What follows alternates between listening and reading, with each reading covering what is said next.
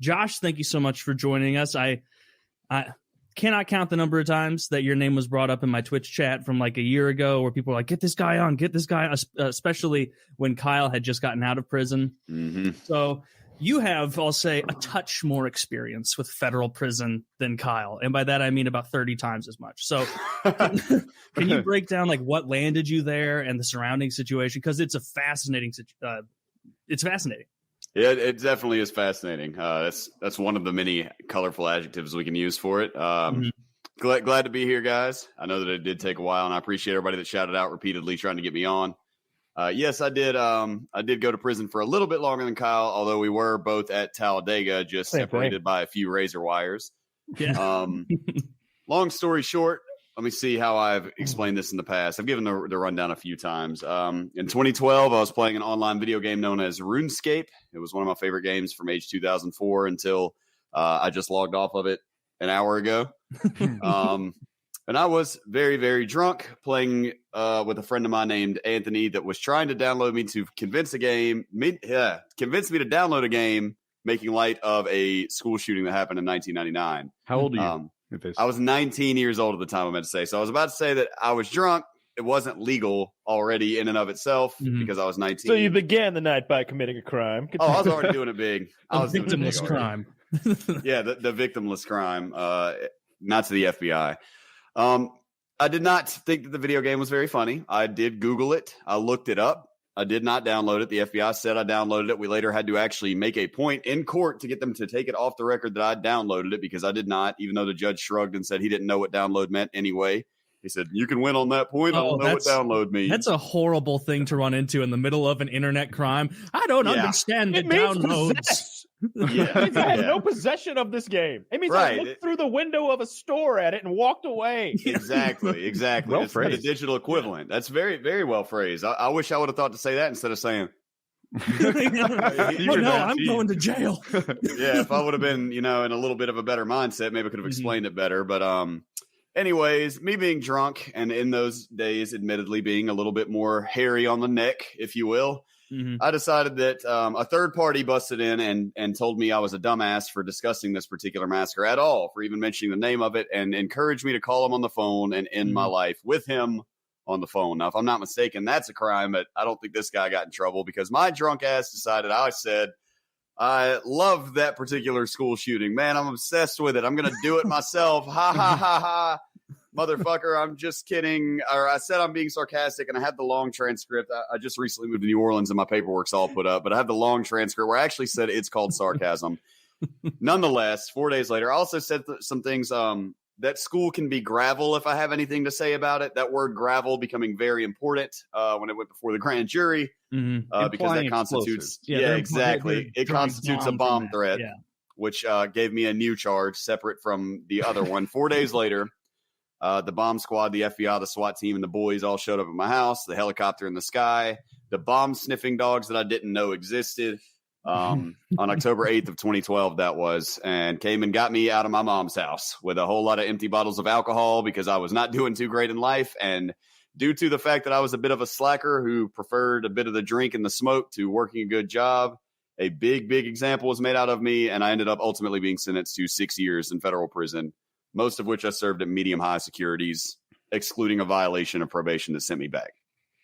That is wild. And I'm assuming like the long or the length of your sentence, you say that was tied to gravel, like the bomb aspect of it? Right. It was poignant that I received 6 years because 5 years was the maximum statutory sentence for one of the two charges. The charges that I was faced with were transmitting threats in interstate and foreign commerce, transmitting threats to kill and injure the person of another, which has a statutory maximum of 5 years. Now, the day before jury deliberation, when I had my lawyer came to me and said, you're either going to plead out today or you're going to take to this court and get 15 years. It's your last chance. You better plead out. I pled out to the more serious charge of transmitting threats to destroy buildings by means of fire and explosives, which I could not have even gotten 6 years for if that was the one that I would have pled out to. As it was occurring and everything's unfolding, was there a certain point were you like afraid of going to prison the whole time, or in the beginning were you like, this is bullshit, it's obviously a joke? Was there a moment where you're like, oh no, this is real? Yeah, the moment where I started realizing that I might be in over my head even though I'd already been to court multiple times at this point, was 2 months later, a little over 2 months later, when the Newtown Sandy Hook massacre happened, and that was all over TV. And that was when I was like, that is very sad to begin with, but also unfortunate timing for me. And so you fired up RuneScape, and you got ready for a little trolling. Yeah, I was already in jail when the Sandy Hook happened. I was sitting in a jail cell with a bunch of other dudes just watching on TV as this unfolded, like, oh, they are really going to want a scapegoat for this. And a lot of people have referred to me as the RuneScape goat, of course, for taking the hit while playing RuneScape. Okay, so the trial, I didn't really technically have a trial because I did end up pleading guilty. A lot of people say, oh, he pled guilty, he must be guilty or whatever, but I don't think they're aware of how the legal system really works, especially with the feds. Kyle, as you know, they've got a good 98, 99% conviction rate, somewhere in that neighborhood. Damn. They don't miss. I had to plead to 2 counts. I only did one of them. Yep, exactly. Like, pretty much taking a plea deal. If you defend yourself and you're still found guilty, which you ultimately will be in 90+% of cases, you're just going to get a lot more time for it. And I remember there's a point during sentencing where they're reading this thing out, and maybe the judge is even reading it out, and he's like, do you like, you're basically swearing that you are guilty. Right. Like, which one did you think you were innocent of, Kyle? Distribution, for sure. Like, you got hit with a distribution charge. Yeah. Can I jump in? I thought distribution could be described as like sharing it with a girlfriend. That's how they described it. Which you were guilty of. But that's nonsense. Like if we'd taken that and argued it in like an open court, like that would prove that you gave her some, or whoever, there was a text message where like invited her over to do. The point is, I don't think the judge asked. He's like, all right, so there's the possession, but I don't understand the intent. And they're like, well, there was a message where he asked his girlfriend if she wanted to smoke the marijuana with him, and he's like, that's not intent to distribute. I wouldn't think it would meet the. And she's like, he thinks it is, and I'm like, yeah, I guess I do. Like that's too late how now. it went down. And there was the point where it's like, do you swear that you're guilty of the things you say you're guilty of? And I'm thinking like, God, I hope they don't hit me with a perjury charge, because I ain't doing this shit. What was the one you felt like you were innocent on one of these that you pled guilty to? So contempt. Possession. Okay. Yeah. I mean, I had the shit in my pocket, walking out of the post office when they grabbed me. So does that inform me that basketball shorts were invoked in your sentencing at some point? Yeah, because I was wearing shorts, that meant that that was proof that I was heading straight back to my home, because there's no way. They made it sound like I was in my underwear or like a robe. Like you were in a robe. Like I was in a robe I was like running out to the mailbox or something, or getting the paper. And obviously this guy, see, that's what that law or that idea would be meant for. The guy in his robe at the end of the driveway who's picking up a package and clearly taking it back into his house. Yeah. I'm down the road at a post office, like in my fucking car, like I was wearing shorts, basketball shorts that people wear all the time. It was August. Were they basketball shorts, Kyle? You always just said shorts. Okay. Yeah. Just basketball shorts and like a t-shirt or something. And that's evidence that you were going straight home to smoke the marijuanas. Yeah, so that's what got him the into the house or whatever. But all that got like knocked out. That's why things went federal. But that's supposed to be First Amendment, that you can wear whatever the flying fuck you want to wear without it being held against you. But that whole thing was nonsense. But your thing is even more nonsense. Like. All right, so I don't condone the things you said, because you. Me neither. I would like to make that clear. A lot of people seem to think that I'm saying I did nothing wrong. Let me go ahead and nip that before we get further. I think it's what I did was fucked. Punishment was warranted. My position is that the FBI is crooked, the prosecution system is crooked, and that my time was a little bit too much. That's it. No, little. You know what you should have had to do? Clean police cars. That would have been an appropriate punishment. See, some probation or something. How about a video apology to the other guy?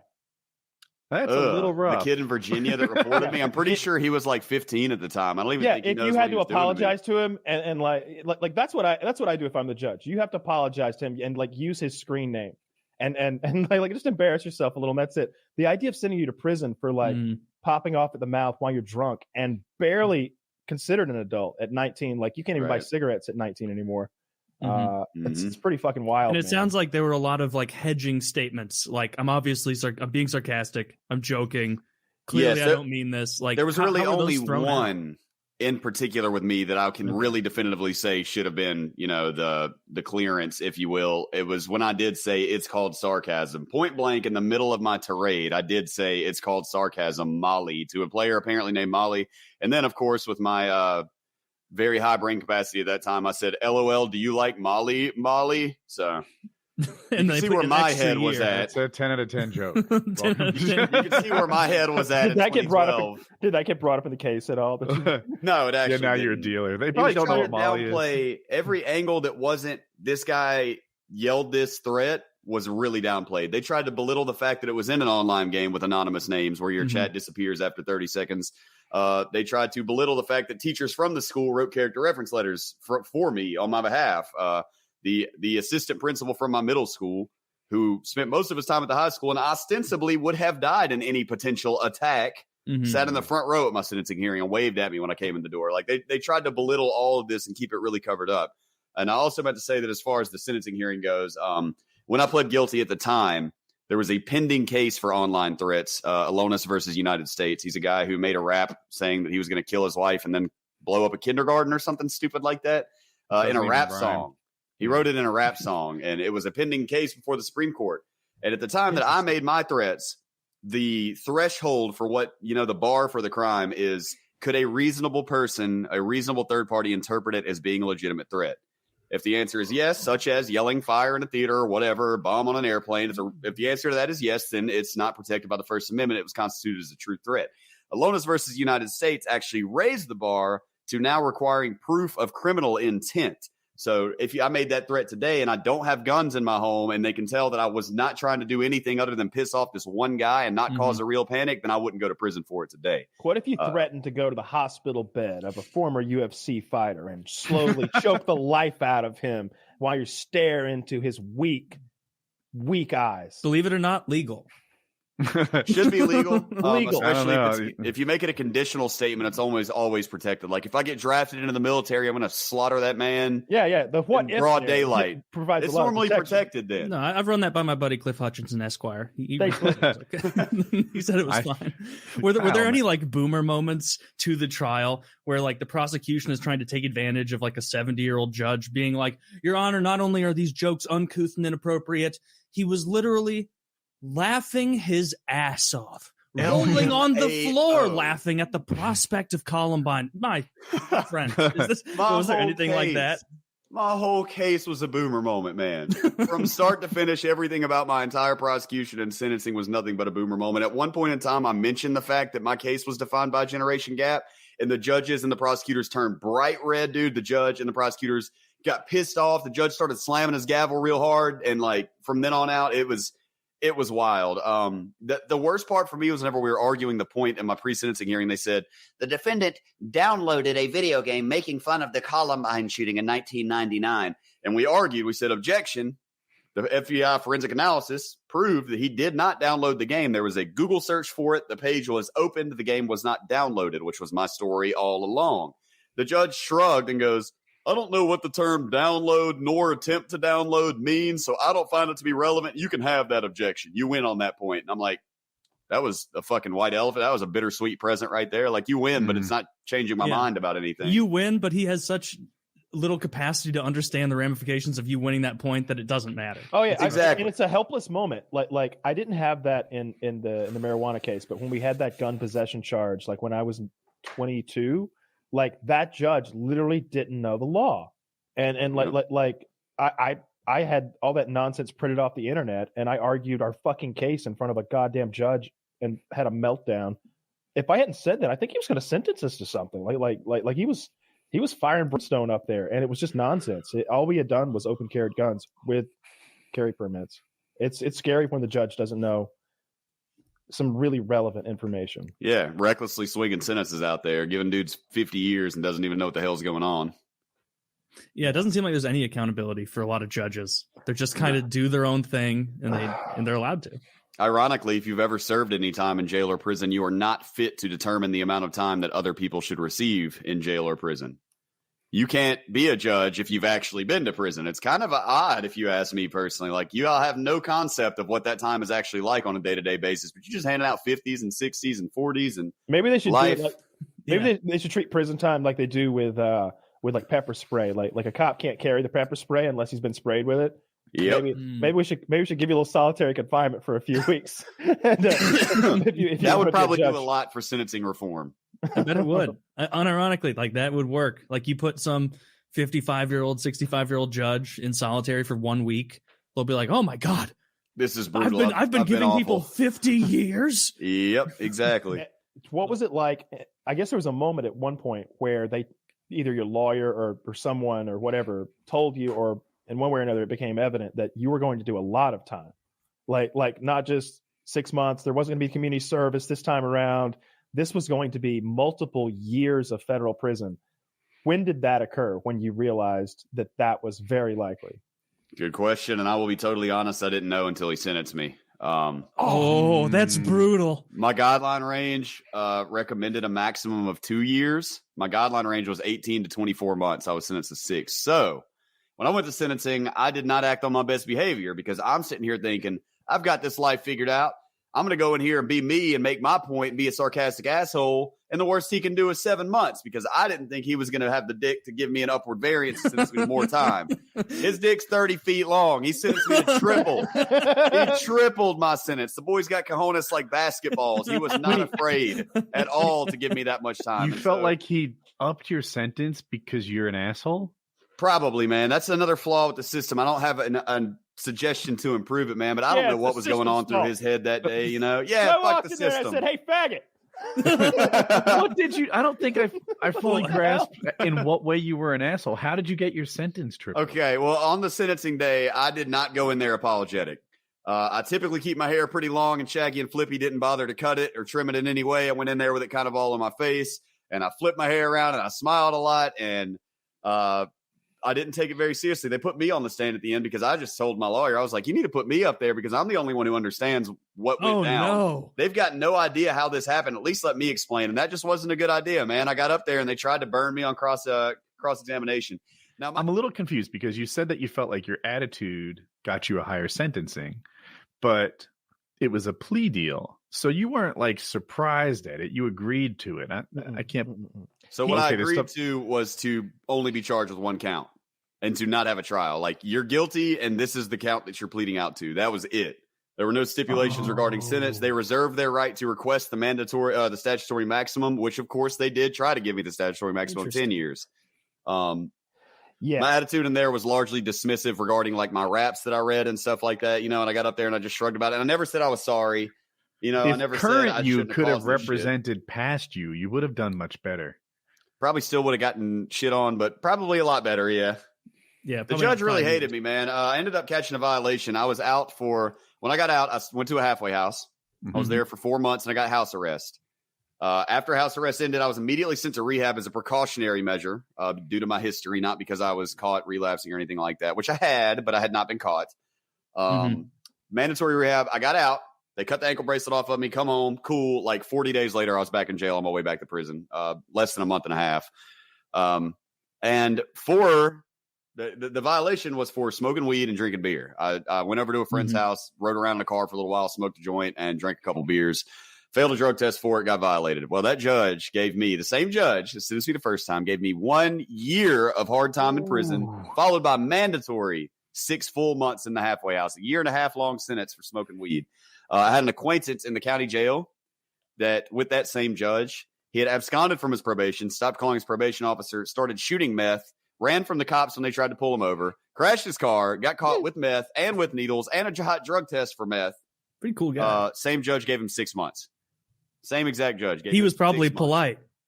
That must be what it was. That was the difference. Or I don't know if I remind him of somebody that fucked his daughter or what, man, but the judge hated my guts. Just recently, I made a YouTube video addressing him directly, and I have a pretty good feeling that he has seen it, and I've gotten my 2 cents out there because the whole case was an absolute travesty. That was a good move. You should give the judge a piece of your mind. This will never burn you. I'm off probation now, so I just got off my supervised release. They got to give me a new charge to charge. That means that you can never go back. Yes. Unless double jeopardy. I've already been to double jeopardy. I've already committed a crime. You can't send me back a third time. I've already been back again. Yeah. You can't send me again. Man, that's so fucked. Yeah. That is. I will say, like I was so careful this last 2 years not to fucking smoke any weed or do anything that was going to test positive on that fucking piss test. Because like for the longest time, I was getting tested every 10 days at least. Like for months, I was getting tested every 10 days. And then even when it did slow down and it was just pop-in visits, it was still every couple months. That was during COVID. Maybe it slowed down a little. Mine almost completely stopped during COVID. Yeah, it slowed down a little bit, but I want to say Codaphone was still like happening. That's where I call in. The color. I listen to them to call my number. Then I have to go into a third party place that takes my piss. Those people thought the whole thing was ridiculous, you know, because I also had to do my counseling there. So like the counselor knows my story, and she's told everybody there because it's so ridiculous. It's not like it's not even like it's private privileged information. It's just like you want to hear a funny story kind of shit. And so like they all know that like I'm in there for half an ounce of marijuana, and it's just a big joke. It was that part was actually really nice. Everybody I dealt with every step of the way was at the very least professional and polite. Even the prosecutor and the judge and the people that I'm not the biggest fans of. They were all professional and polite, which almost makes it worse. You almost wish that they were assholes, but they're assholes. They're just so matter of fact, and this is just their day. You know, that's what they do is ruin people's lives day by day basis. They're evil like that pink suited woman in Harry Potter. Like you're going to have to go to detention with the dragon rapist ogre. Umbridge, yes. I remember like I've accepted the plea deal, and I think I'm there to like accept the plea deal to plead guilty essentially to the things I've done, and there will be another trip. You also don't know what the sentence is when you accept the plea deal. Right. No, but you have guidelines, and what happened to him is pretty rare that they just went out and tripled the guidelines or whatever. Like my guidelines said, I think maybe 2 years was the most or something like that. At first it was five or six. At first it was 5 or 6, and I had sort of wrapped my head around doing 3 to 5 years, and I kind of told my parents, I was like, it's probably going to be, you know, best case scenario, like 2 years, and I might have to do 5 years. And I'd kind of wrap my head around that, and I was cool with it or whatever. But then like at the last minute that we had nailed down a better plea agreement to the 2 charges. And now we're down to like, you know, 2 years maximum. So I wasn't that concerned. So 2 months was a pretty pleasant surprise. Maybe it could, well, it could have been. I thought it was going to be 0. Honestly, the way the mood was going in the courtroom, it felt like I was winning every step of the way. It was just like, because the judge was like, "Wait a minute," he didn't understand the distribution part. Like I said earlier, he was just like, "Well, that's not distribution," and she's like, "Well, he's pleading guilty to it." And I'm like, and I'm it's almost like there's a guy behind me with a gun. I'm like, yes, I am. Yes, I admit it. Okay. So I did it, Judge. You didn't think the move was to stop pleading guilty to that? Oh no. No. Then we start everything over. You harder, right? And now I have embarrassed her in front of the fucking judge. Oh God, no! Now they spent $3 million. Okay. Now they spent $3 million, and I spent 300 years. Every so often, I find myself in a situation where I'm selling something, or I'm trying to convince someone of some idea, and once you win, you stop. Right? Like, if they say yes, you don't keep selling, you stupid fuck. Right? You've got your win. Right. Stop. Yep. Overselling. Never want to do that.